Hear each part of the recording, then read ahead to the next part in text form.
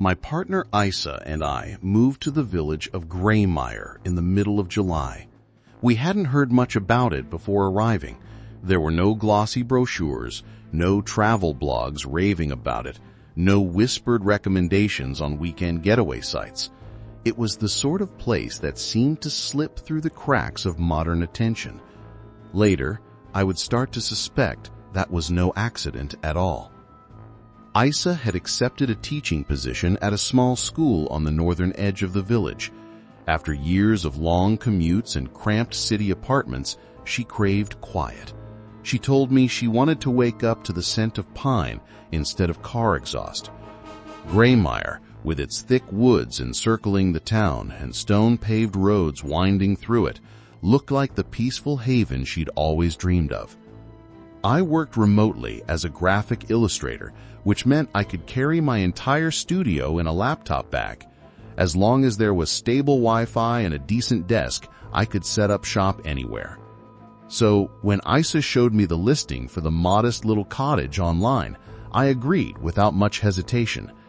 The house sat on the outer edge of a circular street, just beyond an old stone bell tower that looked like it hadn't rung in decades. It was smaller than anywhere we'd ever lived, but there was something strangely timeless about it. Moss crept across its stone walls, and two towering ash trees stood sentinel above the roof, lending the place an almost protective hush. The people of Greymire appeared seemingly out of nowhere to help us unload. We didn't even have to ask. They wore burlap work gloves and offered worn but genuine smiles, treating us like family returning home after a long absence.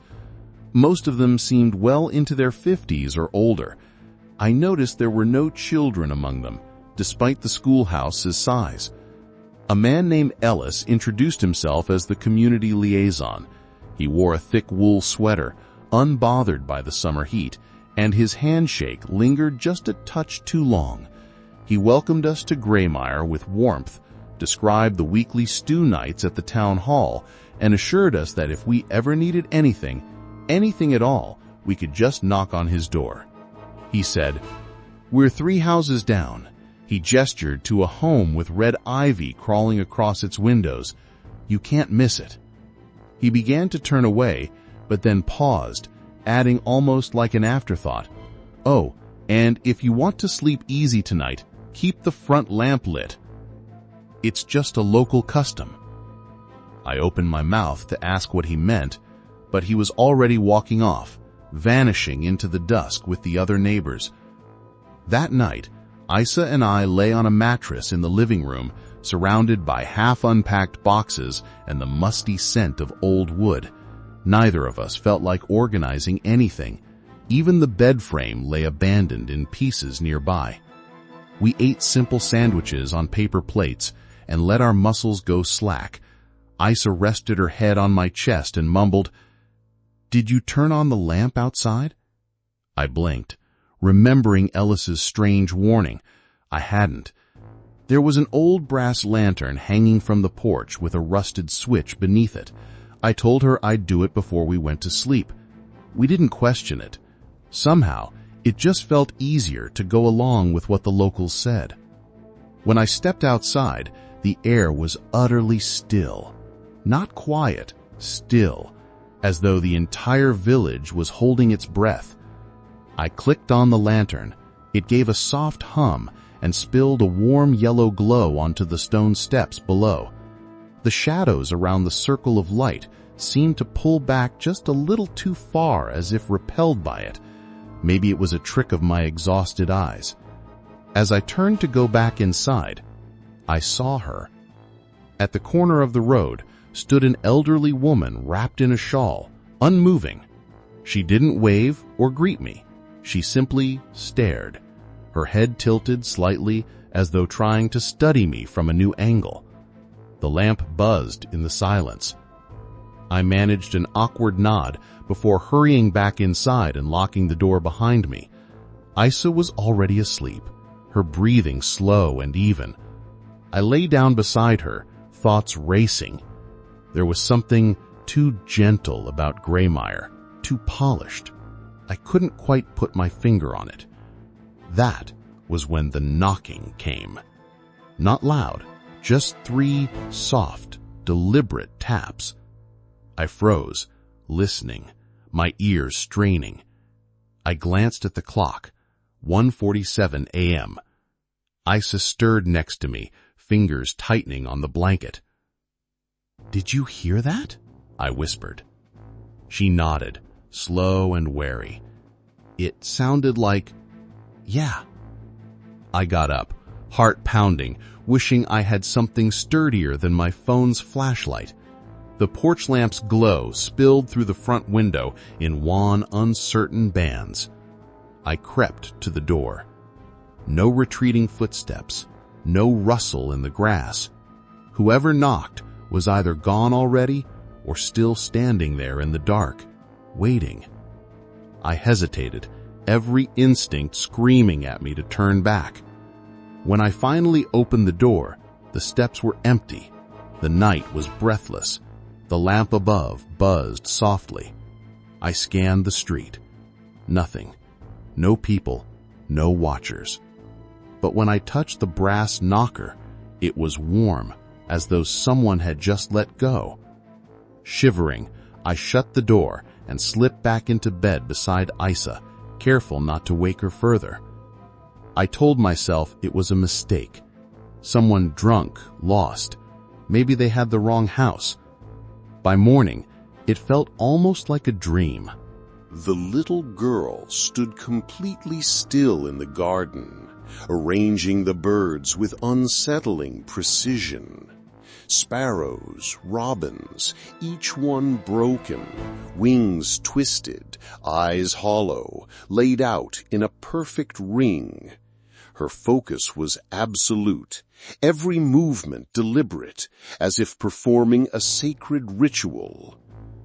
"Hi there," I said, trying to keep my voice light, casual. She looked up slowly. Her eyes were too wide, too still. "You shouldn't be out here," she said, her voice quiet but firm. "The ground remembers footsteps." I blinked. "What do you mean?" But she was already looking down again, gently adjusting a robin's wing. I didn't press her. That night I lit the porch lamp well before dusk. I even screwed in a second bulb, just in case the dimness from before meant something more. Isa didn't mention it, but I caught her glancing toward the front window several times during dinner. We barely spoke. Even the clink of forks on ceramic seemed too loud in that heavy silence. At exactly 2 a.m., I sat bolt upright in bed. Nothing had happened yet, but I felt it coming. My body had begun to anticipate it, like muscle memory forming around dread. Then on cue, 5 knocks. Not soft this time, urgent, impatient, followed by the humming, louder now, still muffled but impossible to deny. I crept to the front window and peeled back the curtain just enough to see. The street looked empty, but the shadows under the porch lamp were wrong. They curled inward, not outward, as if pulled toward the light rather than cast by it. They shifted. Something crouched just outside the circle of glow, watching, waiting. I let the curtain fall. The next morning, Ellis stopped by, unannounced. "Just wanted to drop off some Mary's marmalade," he said, with that same smile, holding out a small jar. "Goes great with toast." I accepted it and thanked him, ready to close the door, but he placed his hand against the frame. "A little advice," he said, still smiling. "If the knocking ever gets too loud, it's best not to answer. They take enthusiasm as an invitation." I stared at him. "They?" His smile never faltered. Just a figure of speech, country lore, you know how it is." He tipped his hat and walked away. I closed the door and rested my forehead against the wood. The marmalade jar in my hand was warm. That night I unplugged the porch lamp. I needed to know what would happen if the light wasn't on. Isa protested, weakly. A part of her was afraid too. I could feel it in the way she squeezed my hand as we lay in bed, eyes wide open, staring into the dark. No knock came, no humming, just silence, the kind that soaks into the walls and clings to your skin. And somehow that was worse. By the end of our second week in Greymire, the village's charm had faded. Whatever welcome the town had offered upon our arrival had soured into something heavier, more watchful. The polite smiles felt rehearsed. The quiet felt thick, oppressive. I buried myself in work, in small home projects, trying to make our strange little cottage feel like home. But the feeling remained. Something was watching, not from outside, but from inside, the walls, the floorboards, the shadows between the light. Isa still hadn't spoken about the knocks, even though they came every night. The patterns changed, sometimes a single tap, sometimes a chaotic flurry like a hand made of bone and grief was pounding to be let in. And always, afterward, the humming, sometimes like chanting, sometimes whispers, and sometimes a silence so loud it filled your ears like deep-sea pressure. She never acknowledged it, just turned away in bed, curled into herself. I envied her for that. On Friday, I visited the town's only store, just past the old bell tower, a narrow place with warped shelves and aisles too tight to pass without brushing strangers. The clerk greeted me in a whisper-thin voice, yellow fingernails curling over the counter. "Lovely day, isn't it?" Of course. I nodded, smiled.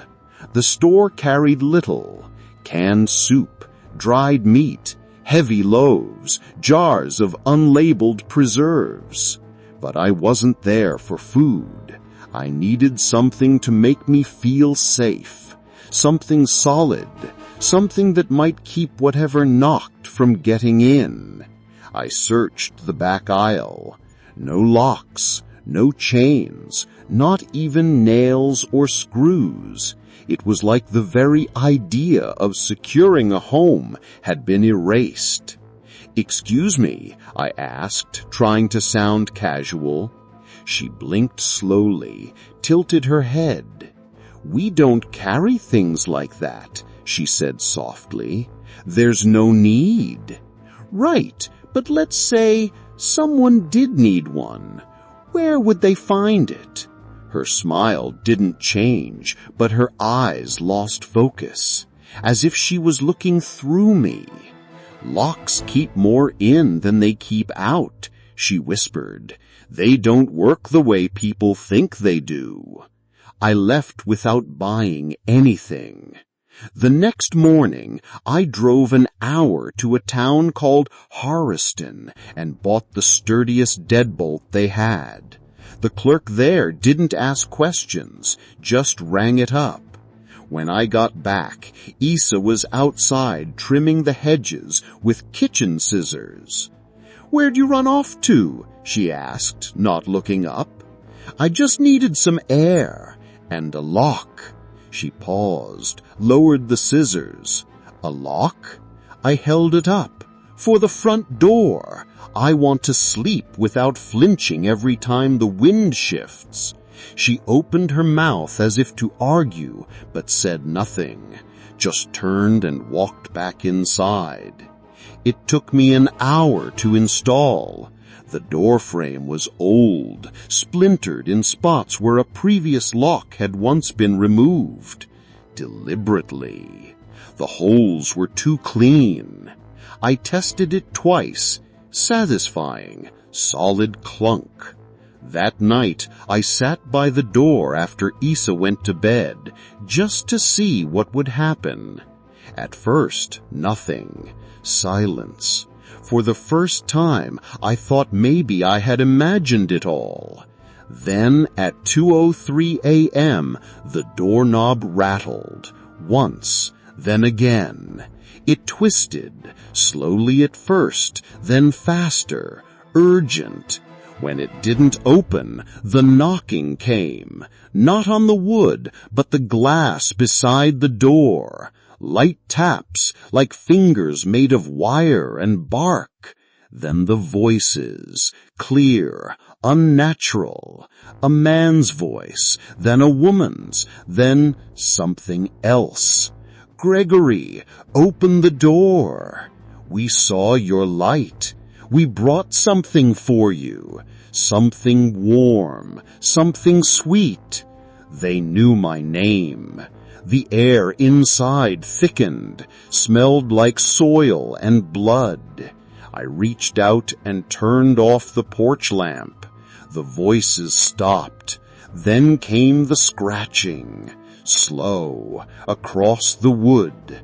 Not claws, not nails, softer, like a tongue. Then nothing. I waited until dawn before going upstairs. Isa was awake, staring at the ceiling. They didn't like the lock, I said. She didn't answer. The next morning, we found something wrapped in burlap on the porch, tied with strands of hair. Inside, ash and a child's drawing. Stick figures, one small, two tall, standing beneath the house. Our house. Isa threw it away without a word. Later, Ellis showed up again. Didn't knock, just wandered into the backyard. Mind if I sit? He asked, already lowering himself onto the bench. I didn't answer. He folded his hands and looked at the sky. You locked the door last night, he said, not asking. I did. He nodded. We try not to, he said gently. Part of the arrangement, you see? Hospitality goes both ways. Arrangement? I turned toward him. With who? He smiled faintly. With them, the guests. They've always been here. Long before the roads. Long before the names. I clenched my jaw. That's insane. He didn't blink. We don't invite them. We don't have to. They're already here. All they want is to be remembered. A light. An open door. A gift. He stood. They don't like being shut out. Makes them feel forgotten. He paused. It's not about fear, Gregory. It's about manners. That evening, we found a silk-wrapped basket on our doorstep. A note in childish scrawl. We forgive, but only once. I burned it. That night, there was no knock, but at 3 a.m., I heard breathing just outside the bedroom window. Long, labored. I peeled the curtain back slowly. A face stared back, pale, featureless. No eyes, no nose. Just a slit of mouth, pulsing with each breath. The window fogged. It didn't leave until dawn. The next morning, a pie sat on our kitchen table, still warm. Neither of us had baked it. There was a note. "A gift for your guests. Please leave it where it can be found. Do not eat. Do not throw away. Do not forget." Isa read it 3 times, then folded it, her face pale. She asked softly, "Are we being punished?" I didn't have an answer. That night, I set the pie back on the table, left every curtain open, didn't unlock the door, didn't light the lamp, just waited. At 2:14 a.m., the door creaked. The lock opened by itself. The pie dish scraped. Then nothing. When we came downstairs at dawn, the house was freezing. Windows wide open, door shut, locked. The pie was gone. Not a crumb remained. Isa whispered, "We didn't feed them before." She looked at me. "But now we have." I nodded. "Now we know how." That afternoon, Ellis returned. Didn't knock, just smiled. "Thought you two might want something for supper." Mary had made stew. The smell wafting from Ellis's basket was rich, earthy, comforting in theory, but I felt no appetite. "What did they take?" I asked. Ellis set the basket on the bench, exhaling. "What they were given," he said evenly. "Who gave it to them?" He looked at me, really looked at me this time. "All of us, when it's time. When the balance begins to tip, we remind them they're seen, that we remember." He took a long, careful breath. "They don't ask for much, and they don't like to ask twice." I sat beside him. "You mean the pie? That was the offering?" Ellis nodded. "You were lucky. Sometimes it takes more. Sometimes it takes something you can't bake." I swallowed, hard. "What happens if we stop?" He turned his gaze to the tree line. "Then Greymire becomes like the towns that used to be, the ones you can't find anymore." He stood, brushing imaginary dust from his pants. "We all have our part to play. Even you now. Especially you." After he left, Isa asked what he'd said. I told her the truth, or enough of it. That evening, we left a bowl of honey on the kitchen table. I wasn't sure why. It just felt right, like keeping a promise.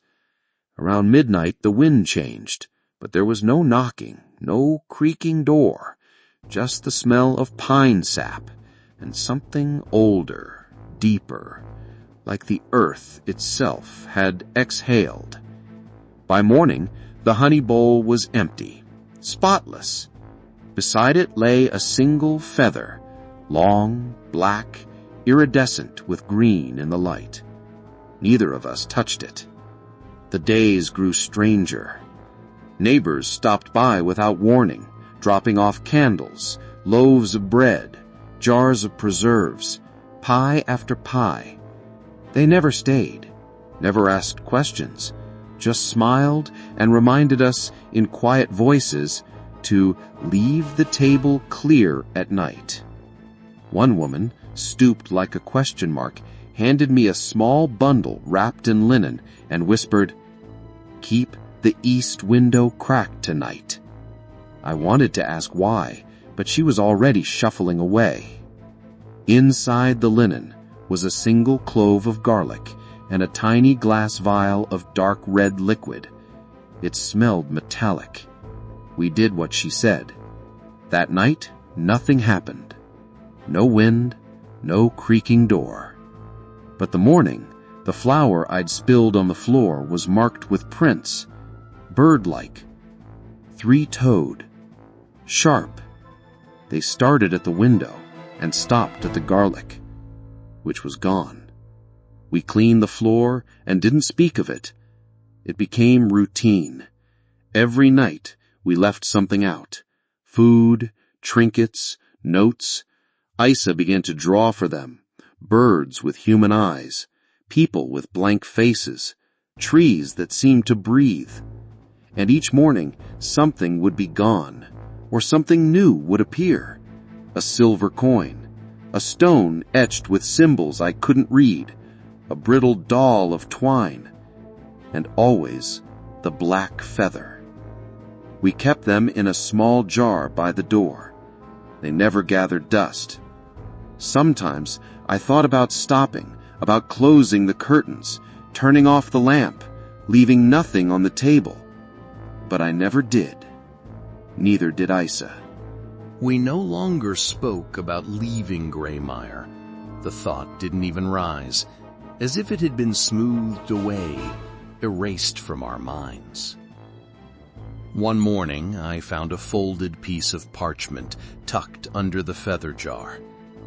The writing was delicate, curling like vines. One more night, one more gift, then you are remembered. That evening, we baked bread. Isa carved symbols into the crust, spirals and runes she said she'd seen in dreams. We set it on the table beside a glass of milk and one of the silver coins. We didn't sleep. We sat on the stairs, holding hands, listening. At 2:46 a.m., we heard it. Not knocking, not voices, laughter. High-pitched childlike giggles, and something deeper beneath it, a sound with no name. Then footsteps, soft, inhuman. The table creaked, glass clinked.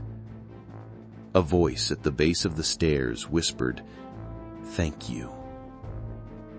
We didn't breathe until dawn. When we finally dared to look, the bread was gone.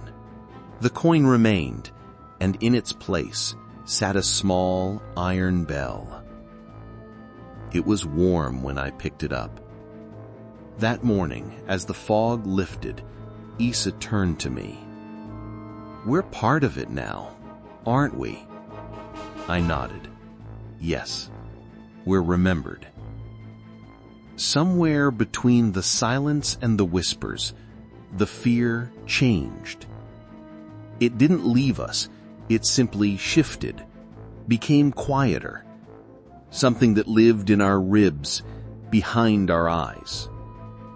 We got used to the patterns, the offerings, the balance we maintained.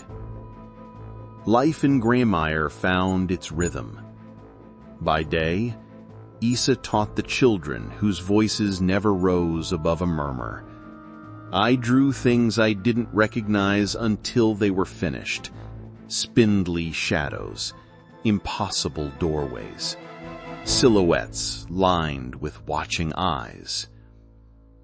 At night, we left our gifts. Bread, fruit, trinkets, sometimes stranger offerings, a thimble of salt, a burned scrap of paper with a whispered wish, an old photograph, face down on the floor. And every morning, we found proof of our safety. No broken glass, no rattling handles, no whispers or humming that made your teeth ache. The bell hung on its hook beside the table. We never rang it, not once. It was a reminder, a boundary. Then, one afternoon in late September, Ellis returned. This time he didn't have pie or stew. He brought an envelope, sealed in black wax, unmarked.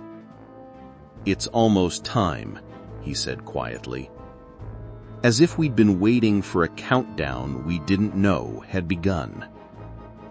"You've done well, But there's one more thing. One last gesture. He handed me the envelope. Leave it unopened until dusk, then read it together. Without waiting for questions, he turned and walked away. His footsteps left no trace in the dirt. We didn't speak until the sun had gone low, turning the sky to molten gold behind the ash trees. Isa sat beside me. Her fingers rested gently on mine as I cracked the wax seal and unfolded the thick, handmade paper. The words inside were written in looping strokes. Tonight, the gate opens just once. Do not lock the door. Do not turn off the light. Do not leave your seat. When the bell rings, welcome the guest. They will sit. They will eat. You will not speak unless spoken to. You will not run. You will not pray. You will not ask their name. When the guest rises, you will say, "Thank you." Nothing more. If you do this, you will be remembered. If you do not, the remembering will begin again. We sat a long time after reading it. Neither of us moved. We didn't have to speak to know we'd already chosen to follow it. Some choices stop being choices once you understand what waits outside. That night, we set the table for 3.